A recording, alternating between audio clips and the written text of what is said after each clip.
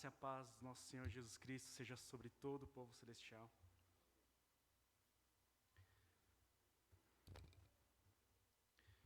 Antes de iniciar o compartilhamento, gostaria de agradecer a todos que participaram no retiro, no acampamento. Foi muito bom, foi um tempo muito gostoso. Pode parecer que é repetitivo, que tem todo ano, mas vendo os temas dos últimos anos e a maneira que Deus conduziu ao nosso povo celestial, eu vejo o cuidado de Deus. Que, por exemplo, em 2022, quando a gente estava nessa de volta, não volta, completamente presencial aos cultos, né, pós-pandemia, mais ou menos pós-pandemia, pandemia, pós-pandemia, foi falado sobre a reconstrução dos muros de Jerusalém, sobre a reconstrução do templo. Né? O pastor Bernardo trabalhou em Neemias, em Esdras, e era um tempo que a gente estava assim, confirmando alguns ministérios que foram iniciados durante a pandemia, alguns outros que a gente estava reconfigurando, que a gente estava remodelando, como o Ministério Educacional, de adolescentes, das crianças, adolescentes, assim por diante. E falou-se muito sobre o resgate do culto, né, da importância do resgate e adoração. E realmente a gente estava precisando disso. Aí no ano passado, quando a gente estava trabalhando a questão da família celestial, né, que compartilha o evangelho, o missionário Gerson, ele nos desafiou, né, não só com as predileções, mas com o seu próprio estilo de vida. Na época com 3 filhas, agora tem 4 filhas. Eles foram lá para a Zona Sul, né, no lugar ermo, para cuidar de crianças e adolescentes que a sociedade não quer cuidar. Muitas vezes nem os pais, os próprios pais, nem as próprias famílias, os familiares têm condições ou querem cuidar dessas crianças e adolescentes. Então eles abandonaram uma carreira ministerial estável, fazendo parte da maior igreja do mundo, né, que é a Igreja do Evangelho Pleno. Né, eles foram até lá para cuidar de crianças e adolescentes marginalizados na nossa sociedade, né? E eles fizeram tudo isso, um movimento como família, né? Então mudaram completamente o estilo de vida e tudo mais para servir como uma família celestial. E aí nesse ano, né, o pastor Pedro, falando sobre os desafios da fé, ele falou como a gente pode encarar esses desafios como igreja, né? Os desafios que a gente discipulando uns aos outros, tendo a figura de Barnabé, depois a figura de Paulo, que cuidava de pessoas novas, e esses futuramente se tornavam líderes, eram edificados, se tornavam líderes, como gerenciar conflitos também. Ele falou um pouco disso, ele falou um pouco sobre a comunidade se formando, né, a comunidade da fé. E eu creio que tudo isso foi muito pertinente à realidade que nós estamos vivendo. Né? E a gente, a partir de hoje, vai iniciar uma série de pregações baseado na missão e na visão do Ministério em Português do Povo Celestial. Então, a missão da nossa igreja, né, quando eu digo missão, o que quero dizer com missão? Tem vários tipos de uso nessa palavra, dentro de uma empresa, dentro de um grupo, tal. Mas quando a gente diz missão, eu quero falar sobre quem nós somos, a nossa essência e a razão de nós sermos. Né? Então, qual que é a nossa missão? Quem lembra? Valendo o almoço. Cativar as pessoas para que façam parte do povo celestial através, pela proclamação das boas novas e pelo discipulado. Né? Então, a nossa missão, a nossa razão de ser é convidar as pessoas, cativar as pessoas através do servir, através das celebrações oficiais, através de cada encontro, convidar as pessoas para que façam parte do povo celestial, para que façam parte do reino de Deus, para que tenham um encontro com Cristo Jesus, conheçam o seu amor e possam viver esse amor nas suas vidas, como indivíduos e também em comunidade. Né? Então, essa é a nossa missão, essa é a nossa razão de ser. E a gente faz isso proclamando o Evangelho através de um relacionamento intencional do discipulado. E hoje eu vou falar sobre o sermos povo celestial. O que significa isso? O que quer dizer isso, ser povo celestial? Hoje em dia, as pessoas, elas adotam uma cosmovisão, um sistema de fé baseado na comunidade em que eles pertencem. Eles veem onde eu me identifico mais, qual é o povo ou qual é o grupo que me acolhe, e de acordo com isso, eles acabam adotando todo o sistema de crença, toda a base para esse sistema de crença, todos os pressupostos, ou seja, toda a maneira que eles enxergam o mundo, valores, pessoas, identidade, o que significa o mundo, enfim, tudo, sociedade, relacionamentos, de acordo com aquele determinado grupo que o acolheu. Antigamente, talvez na década de 70, 80, assim, era diferente. As pessoas tinham uma determinada convicção em alguma ideologia, alguma filosofia, algum sistema de crenças, e baseado nisso, eles procuravam as suas comunidades. Mas hoje em dia é diferente. Né? Todos nós queremos ser aceitos. Todos nós queremos ser acolhidos. Então as pessoas buscam um grupo que vai te acolher mais. E de acordo com esse grupo, depois que você entra nesse grupo, as pessoas acabam adotando o sistema de fé, a cosmovisão daquele determinado grupo. Então isso fala muito sobre a nossa estratégia evangelística, a nossa estratégia de proclamar o evangelho para todas as pessoas. Se antes, por exemplo, o método 4 leis espirituais, não sei quantos estão familiarizados, se você está familiarizado, isso denuncia um pouco não só a sua idade, mas o tempo de igreja também, né? Mas as 4 leis espirituais eram 4 leis, né, que Deus criou o mundo, que o homem pecou, que ele enviou seu Filho para nos perdoar, tudo que nele crê não perece, mas tem a vida eterna. Né? Eram afirmações que as pessoas acreditando naquilo, ou querendo receber Jesus como Senhor e Salvador, aceitando fazer a oração, né, recebendo Jesus. Depois disso, desse momento, era recomendado que fossem a uma igreja bíblica, uma igreja que honra a Jesus como Cristo, como Senhor, como Salvador, e para congregar dentro dessa comunidade, fazer parte dessa comunidade. Antes, esse tipo de estratégia evangelística fazia muito sentido. Hoje em dia, a melhor estratégia que eu entendo que seja para o nosso contexto, para o nosso tempo, é de acolher as pessoas para que façam parte de uma comunidade saudável, uma comunidade onde as pessoas podem ser quem elas são em Cristo Jesus. Ou seja, elas podem ser quem elas são no Senhor, né? Tem uma diferença. Talvez essa seja a melhor estratégia do tempo de hoje. Tem a ideologia de gênero. Né? E eu cito ela porque talvez hoje seja uma das ideologias a qual há mais tensão entre as igrejas e a sociedade secular. Né? A ideologia de gênero, o LGBTQIA+, acho que cada mês parece que entra mais letras, né? Mas se eu não estou enganado é até aí. Eles não falam sobre sexo. O que eles falam? Eles falam sobre identidade. Eles falam sobre pertence. Eles falam sobre comunidade. Eles não falam sobre os pressupostos, né? Eles não falam sobre o sexo, sobre a sexualidade. Isso vem depois. Primeiro eles falam sobre identidade, sobre pertence e sobre comunidade. Aí qual que é a cosmovisão deles, da nossa identidade, construção da nossa identidade? Você é quem você sente. Você é o que você sente. Mas, falando honestamente, eu não estou falando de Bíblia aqui, tá? Dentro do pacote do ser, de quem eu sou, existe alguma coisa mais volátil do que o meu sentimento? O sentimento é muito volátil. Eu posso ter acordado super bem de manhã, mas de repente eu vejo o resultado do jogo do meu time de ontem. Ixi, já é o pior dia da minha vida, né?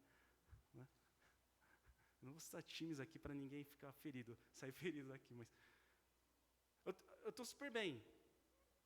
Né? Às vezes eu me sinto o cara mais que teve mais conquistas, assim, um cara mais realizado do mundo. De repente, acontece alguma coisa com o seu filho e, de repente, você sente o pior pai, a pior mãe do mundo. O sentimento, ele vai e volta. Né? E aí, dentro dessa cosmovisão, né, da identidade de gênero, se questiona até se você é homem, se você é mulher, se você é ser humano, o que você é. E fala, você é o que você sente. Né? Mas se eu sou o que eu sinto, de manhã eu me sinto um leão, à tarde eu me sinto um gatinho, à noite eu me sinto um cachorro. Quem eu sou? As pessoas entram mais em parafuso, entram em mais questionamento de quem eu sou. Né? E aí, se a minha própria identidade é questionada, é fluida, né?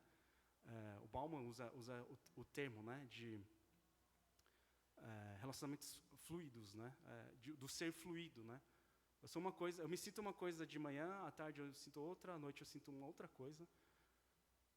E aí os jovens, eles ficam mais perdidos. Né? E eles falam de acolhimento. Se você é quem você sente, então a gente aceita do jeito que você é.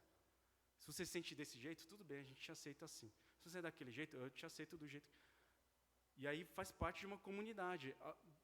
Você ouvindo por fora, é lindo. Esse discurso é muito bonito. Por quê? Falar de amor, falar de aceitação. Quem não ia querer fazer parte de uma comunidade assim? Só que o que a gente vê na prática é a intolerância em nome da tolerância, né? Porque se você critica um pouco sobre os sentimentos, a opinião da pessoa, a pessoa se sente atacada. Por quê? Você está atacando o meu ser. Por quê? Eu sou o que eu sinto. Percebem como esse discurso, como esse pressuposto, ele não se sustenta? Ele já é ruído, assim, é como construir a casa na areia. Vem uma tempestade, vem um problema muito grande, a pessoa não consegue se sustentar. Eu só estou usando a lógica aqui. Eu nem entrei na questão do Evangelho. Mas então, por que eu estou falando tudo isso? Porque o importante é eu entender a qual comunidade eu faço parte. É entender o que significa fazer parte dessa comunidade e qual que é o fundamento dessa comunidade. Qual que é o fundamento dessa comunidade? Por isso, o tema de hoje, somos povo celestial. Então, o primeiro ponto que eu gostaria de destacar é que o Senhor chama povos diversos para que façam parte do seu povo. O Senhor chama povos diversos para que façam parte do seu povo. Quando a gente olha para a carta de Pedro, a gente olha os leitores da carta, os destinatários, são pessoas, muito provavelmente, das comunidades cristãs da região da Ásia Menor, ao norte e ao oeste da Cordilheira do Taurus. Né? Possivelmente, tem um debate entre os estudiosos, mas muito provavelmente pessoas que tinham ido para Jerusalém, em Atos 2, no dia do Pentecostes, que viram quando o Espírito Santo desceu sobre os discípulos, sobre aqueles que estavam esperando, aguardando, em oração. Quando o Espírito Santo desce sobre eles, as pessoas olham esse fenômeno das pessoas anunciando as grandezas de Deus em várias línguas diferentes. Então Pedro, ele começa a pregar, ele fala do Evangelho, e 3.000 pessoas são batizadas, são convertidas naquele momento.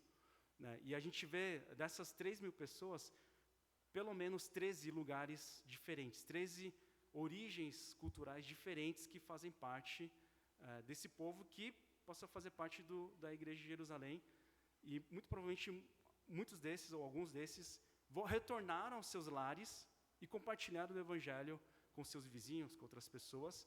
Então se iniciou essa comunidade, essas comunidades cristãs. Né? Primeiramente de judeus, né, imigrantes judeus que estavam em vários contextos culturais diversos, mas também, principalmente, de gentios, ou seja, não judeus, que eram oriundas de várias culturas diferentes. Inclusive, essa é uma característica do Império Romano. Tinha muita migração de povos, de pessoas de vários lugares, como acontece hoje em dia, né? Como está tendo hoje em dia, principalmente nos dias de hoje, a gente vê muito essa migração, né? Gente que vem lá de Taiwan, que volta para Taiwan, gente que vai para os Estados Unidos, vai para o Paraguai, vai para outros países e assim por diante. Então, isso era presente também. Ou seja, o público-alvo da carta de Pedro era muito heterogênea.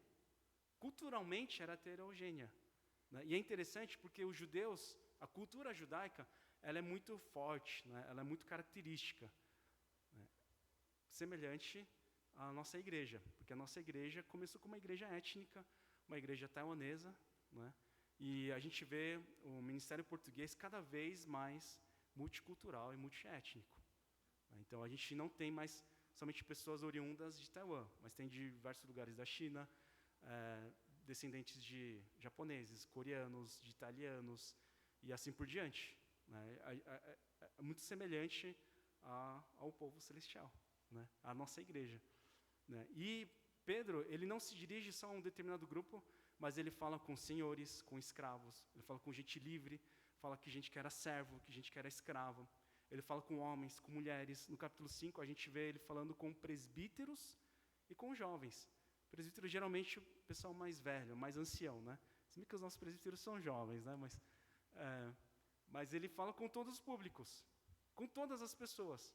Ou seja, quando ele fala em 1 Pedro 2,9, o trecho que o presbítero Jorge ele leu, quando ele fala que somos nação santa, sacerdócio real, geração eleita, assim por diante, ele está falando para pessoas completamente heterogêneas. Então a gente precisa lembrar desse aspecto. O evangelho é para todos. Não é só para um determinado grupo. Não é só para taiwaneses, não é só para asiáticos, não é só para gente de classe média alta, não, é para todas as pessoas. Todas as pessoas podem fazer parte do povo celestial. Todas as pessoas, literalmente todas as pessoas. Inclusive eu vou falar um negócio que pode escandalizar, mas até para todas as pessoas de todas as orientações sexuais diversas são bem-vindos aqui, povo celestial. Inclusive, Pedro, ele se dirige a pessoas que eram marginalizadas, né, estrangeiros, forasteiros, que não tinham o direito de cidadania de um romano de nascença. Era muito mais restringido. Não podia votar na Assembleia, tinha algumas questões.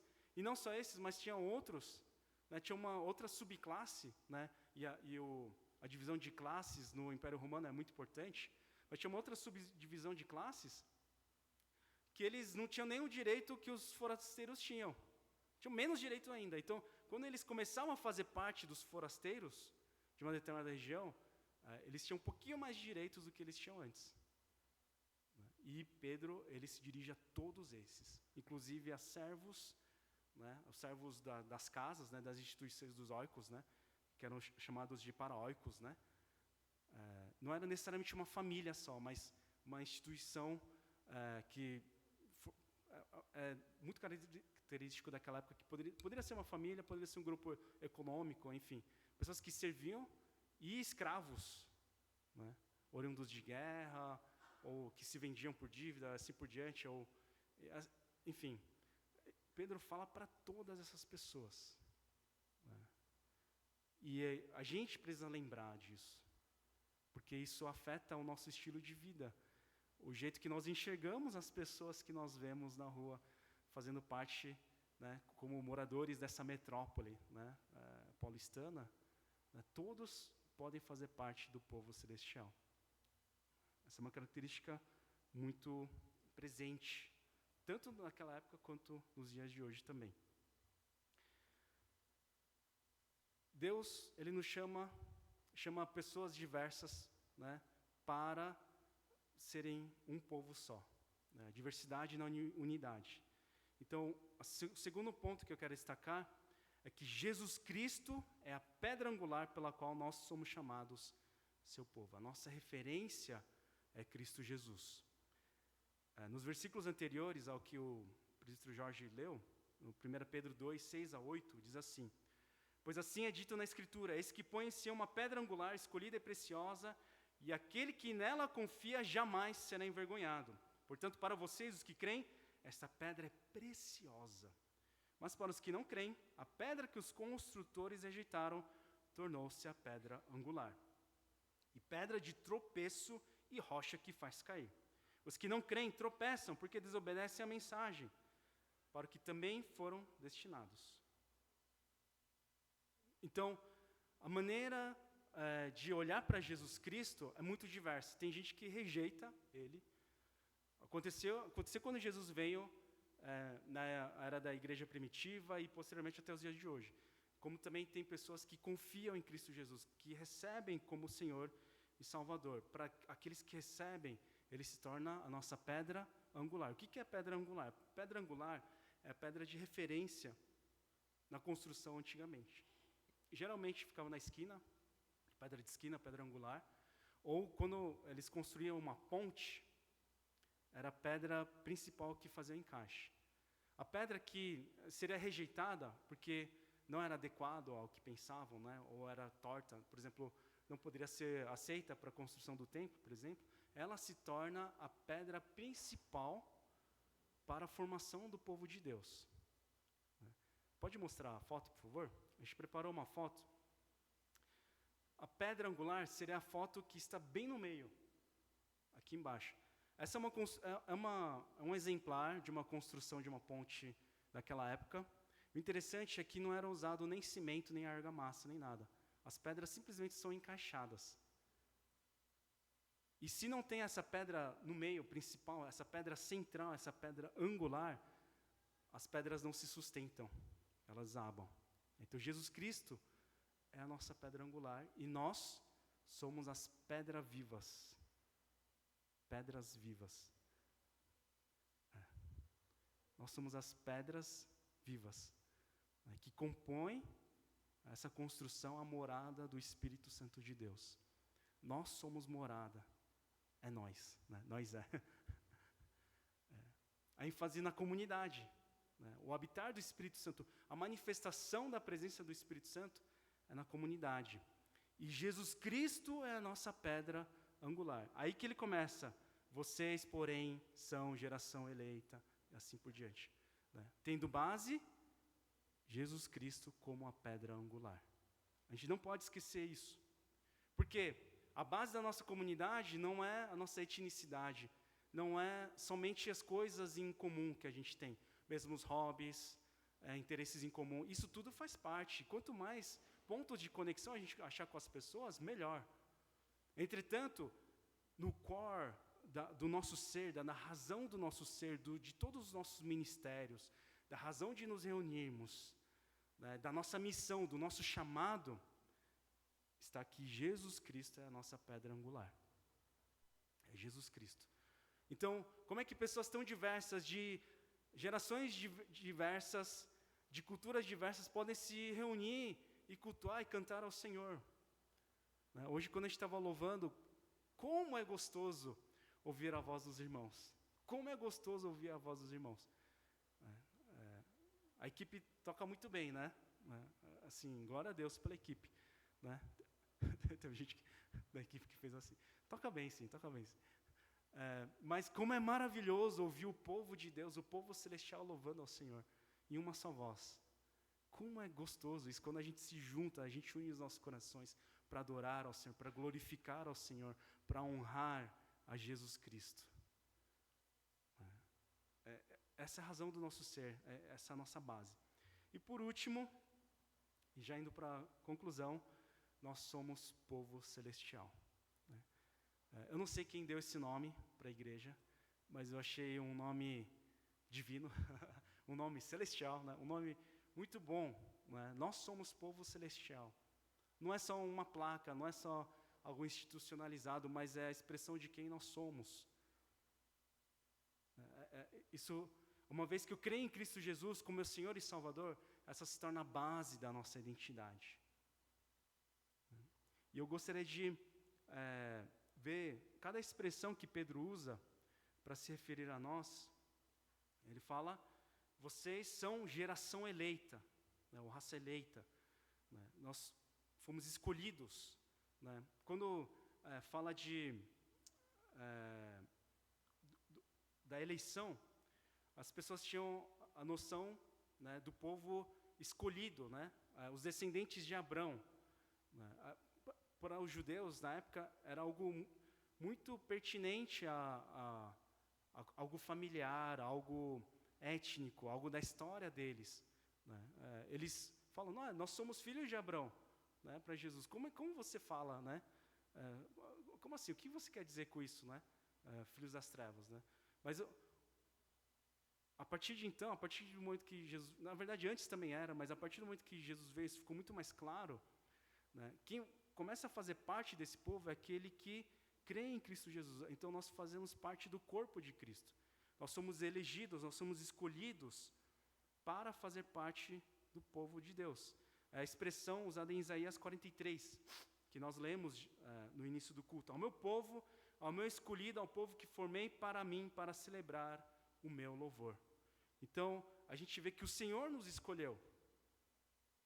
Você pode achar que você está aqui por acaso. E provavelmente você decidiu vir aqui. Mas também Deus o escolheu. Deus o chamou. Deus o cativou para fazer parte desse povo.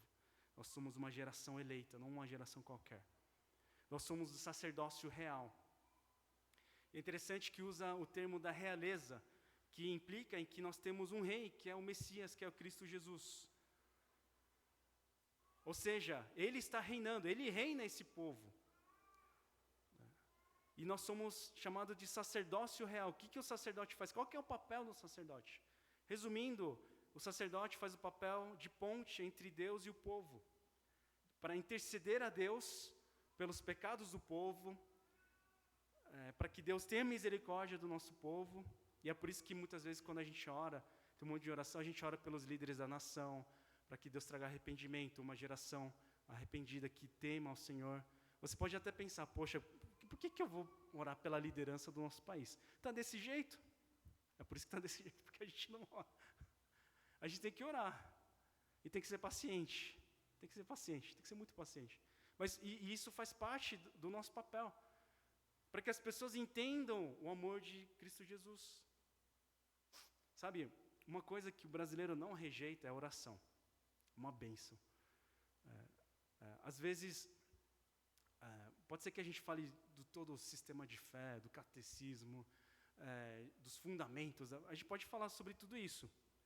E a gente tem que estar preparado para falar a razão da nossa esperança, da nossa fé. Porém, às vezes, quando você... Irmã, querida, eu posso orar por você? A gente compartilha um pouco. Uma vez eu peguei Uber. Foi um trajeto de 25 minutos. Eu descobri que ele tinha filhos mais velhos que estavam na faculdade, tinha filhos mais novos, né? Os caçulinhas, né? O caçulinha que tinha nascido. Ele falou de todos os problemas que ele tinha, tal, as preocupações que ele tinha com relação em 25 minutos de conversa. Aí no final, eu perguntei, irmão, eu posso orar por você? Eu senti assim de orar, posso orar? Eu orei por ele, né? Pedi que Deus abençoe, que Deus possa mostrar o amor dele para a vida dele e tal. Tchau, fui embora. É suficiente para fazer um discipulado, para ter... Não, é pouco, é um pequeno gesto. Mas se eu entendo que Deus tem uma obra na vida desse homem, eu fiz parte, uma parte da ação salvífica de Deus na vida daquele homem. Uma oração. E com pequenos gestos, a gente pode fazer, ou às vezes grandes gestos, né? A gente pode cativar as pessoas para que façam parte do povo celestial. Então, isso faz parte de quem nós somos, né? Esse papel sacerdotal, de auxiliar as pessoas para que conheçam o amor de Cristo Jesus, para que possam ter uma vida que honra ao Senhor. Ao mesmo tempo, pedir a Deus, rogar a Deus que abençoe as pessoas, que Deus tenha misericórdia da vida das pessoas. Então, nós somos geração eleita, sacerdócio real, uma nação santa.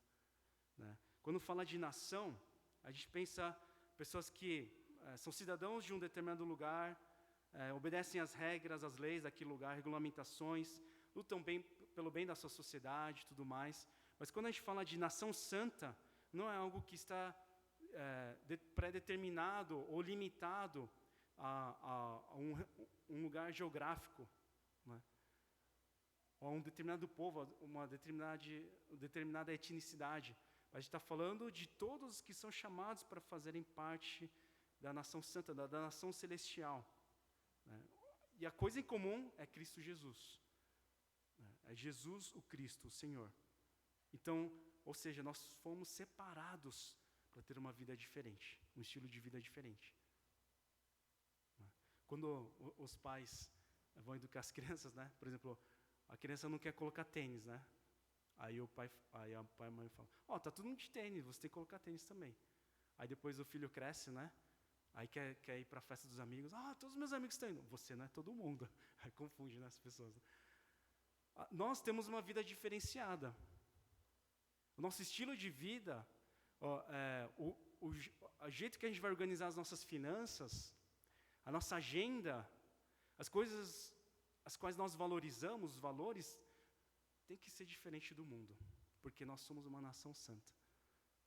Não é viver como outras pessoas. A gente, né, no fim de semana passado, a gente viu como essa festa, né, que se tornou uma festa completamente demoníaca, pagã, assim, que é uma expressão cultural brasileira, não dá para negar isso. Tem essa expressão de beleza, sim, tem. E teve uma origem católica, inclusive, mas tudo que é pregado, tudo que é completamente antibíblico, né? Antifamília, o número de violência, de casos de abuso sexual, de estupros e uso de drogas, de tráfico, assim, é absurdo, absurdo. Quantas crianças nascem daqui a 9 meses, né? Todo ano, assim, né? Sem pai. Né? Assim, é demoníaco. Mas aí, eu vou viver da mesma maneira que as pessoas? A gente está inserido no mundo. Não é que a gente vai ser ermitão, não é que a gente vai viver separado numa caverna, não, mas a maneira que eu vou fazer vai ser a mesma do mundo. Se eu entendo que eu sou nação santa, a maneira que eu vou fazer é diferenciada. Eu não vou fazer... A maneira que eu vou educar os meus filhos é diferente do mundo. Antigamente era, faz o que eu estou mandando. Hoje em dia, muitos pais fazem, faz o que te faz feliz. Né? O que você acha que está certo. A gente precisa de um equilíbrio. E quando a gente educa os nossos filhos, o core, a coisa principal tem que ser, qual que é o plano de Deus na sua vida? O que Deus tem para você? O que você entende que Deus tem de projeto para a sua vida? Muitas vezes os pais projetam o sonho que os pais têm para os filhos, né? A Johanna, ela começou a fazer aula de teatro.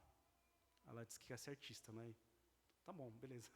Aí ela matriculou numa companhia de escola de teatro cristã, profissional, que é profissionalizante, né?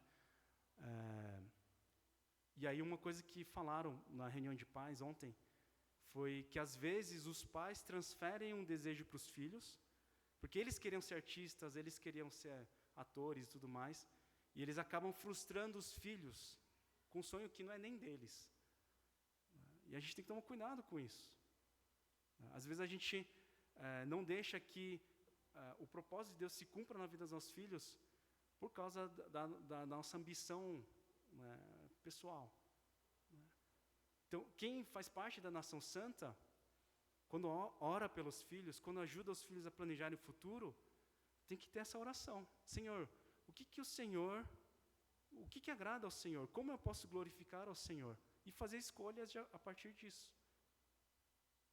A maneira que vai gerenciar conflitos é completamente diferente. Então, por exemplo, eu, no gabinete pastoral, eu faço muito aconselhamento, casais, jovens. Vocês podem vir falar comigo, mesmo sendo mais jovenzinho, né? Não sou nem tão jovem, nem tão velho, né? Mas podem vir falar comigo. E o que é falado comigo, morre comigo. Nem minha esposa sabe das coisas. O mínimo que eu fazer, o máximo que eu fazer, eu vou orar por vocês. Mas tem coisas que é além do gabinete pastoral. E eu entendo que precisa de ajuda de psicólogos, de psiquiatras, que são profissionais como fosse oncologista, pediatra. Eu vejo na mesma categoria. Só que tem que procurar, de preferência, pessoas que têm a cosmovisão cristã. Por quê? Eticamente, o psicólogo não faz sugestões. Mas já ouvi de casos em que a mulher estava falando com a psicóloga, e o marido, que depois se separaram, ele ouviu isso, estava fazendo aconselhamento no online, né? Pelo Zoom, pelo Meet, etc. E aí a psicóloga ouviu e falou assim, se ele age assim, por que você está com ele? Tipo, em vez de querer conciliar, sabe? Né? E era coisa assim, completamente moldável, sabe? Não era algo grave, como, sei lá, um abuso físico, como violência doméstica. Não era isso. Era questão de conflito que poderia ser resolvido. Né? É o que o mundo prega hoje. A pessoa não te faz feliz, você não acha ela mais bonita? Vai ser feliz com outra pessoa. Para que você continua assim? Isso é o que o mundo prega. Mas se nós somos a nação santa, eu vou me doar mais uma vez, eu vou dar mais uma chance. Eu vou reconquistar minha esposa. Mesmo assim, eu vou continuar admirando o meu marido, eu vou respeitar o meu marido. Eu vou dar mais uma chance, mais uma chance. Porque eu sou nação santa. A maneira que eu vou me relacionar com as pessoas, que eu vou planejar as minhas férias, o meu fim de semana vai ser completamente diferente do mundo, porque nós somos uma nação santa. Nós somos a geração eleita, sacerdócio real, nação santa, povo exclusivo de Deus. Essa comunidade não é de uma família, não é de uma pessoa, não é do pastor, não é do presbítero, é de Deus. A comunidade de Deus. A Deus pertence essa igreja. E quando a gente serve a igreja, quando a gente se relaciona com as pessoas dessa comunidade, a gente tem que lembrar disso, que Deus é de Deus. Então, tem que ser para a honra e glória do Senhor. Isso ao longo dos séculos. Tudo que nós fizermos tem que ser para a honra e glória do Senhor. Então, Pedro, ele usa esses termos para falar da característica do povo celestial, né? Do povo de Deus, da nação santa, do povo exclusivo de Deus. E todas essas expressões a gente pode encontrar no Antigo Testamento, como em Deuteronômio, em Malaquias e assim por diante. Então a gente não pode perder a nossa essência. A gente tem que ser a expressão do reino de Deus e do povo celestial. É isso que nós devemos buscar. Né? Não é nem... Quando eu penso ministério, quando eu penso os trabalhos, os grupos, eu nem penso, a gente precisa fazer algo perfeito. Porque o que eu penso ser perfeito, não necessariamente é perfeito. Às vezes é muito mais a minha vaidade do que algo realmente da expressão do reino de Deus. Muitas vezes, quando as pessoas são tocadas pelo Senhor, elas se convertem, eu vou fazer o meu máximo. Não, desculpa, mas você não vai fazer o seu máximo. Você vai fazer de acordo com o que o Senhor ordena. Entendem a diferença sutil? A referência é Cristo Jesus, não é a minha referência. Porque tudo é criticável. Tudo, absolutamente tudo é criticável. Como eu falei há 2 semanas atrás, tudo é cancelável, tudo é criticável. Né? A única coisa que não é cancelável é a net. Mas essa é tudo cancelável. Tudo é criticável. Mas quando eu procuro ser a expressão do reino de Deus, a minha referência muda. As coisas que eu vejo, os valores são completamente diferentes. E que a gente possa fazer parte do povo celestial e também estar pronto para pagar o preço de ser povo celestial. Mas uma característica que eu queria ressaltar ao longo da carta de Pedro é que era um povo que sofria. Há um debate entre os teólogos se, na época em que foi escrito, eles sofrido alguma perseguição por parte do império, alguma coisa assim, mas muito provavelmente, mais do que isso, eram hostilidades locais, porque era um povo diferente, que tinha um estilo de vida diferente. Então, no capítulo 1, versículo 6, por exemplo, fala das pessoas que estão entristecidas por todo tipo de provação. Em 2:12 fala que eles eram acusados de praticar o mal, né, quando na realidade eles eram criticados por fazerem o bem. Então eram caluniados, recebiam calúnia, eles suportavam todo tipo de sofrimento por fazer o bem. Então ele falava sobre pagar o mal com o bem, né, pelo bom procedimento, e não revidar, não ter um senso de ressentimento, né, que isso está muito presente na sociedade hoje também. Né. As comunidades, né, oferecidas pela sociedade, elas querem uma justiça, promovem uma justiça ressentida, né, que na verdade é uma vingança, nada mais é do que uma vingança, que não é uma justiça verdadeira. Mas o que o Evangelho promove, o que a nossa comunidade deve promover, é pagar o mal com o bem, sendo generosos, sendo hospitaleiros. Mesmo quando isso, porventura, possa nos prejudicar. Mesmo quando isso, porventura, nos for prejudicar. Porque nós entendemos quem nós somos, povo celestial. Porque nós entendemos que nós fomos formados pela pedra angular, que é Cristo Jesus. Porque somos uma geração eleita, sacerdotes reais, sacerdócio real. Nós somos povo exclusivo de Deus e uma nação santa. Uma nação santa separada ao Senhor. Que Deus nos abençoe, que a gente possa ser a expressão do reino de Deus no nosso dia a dia. Vamos orar?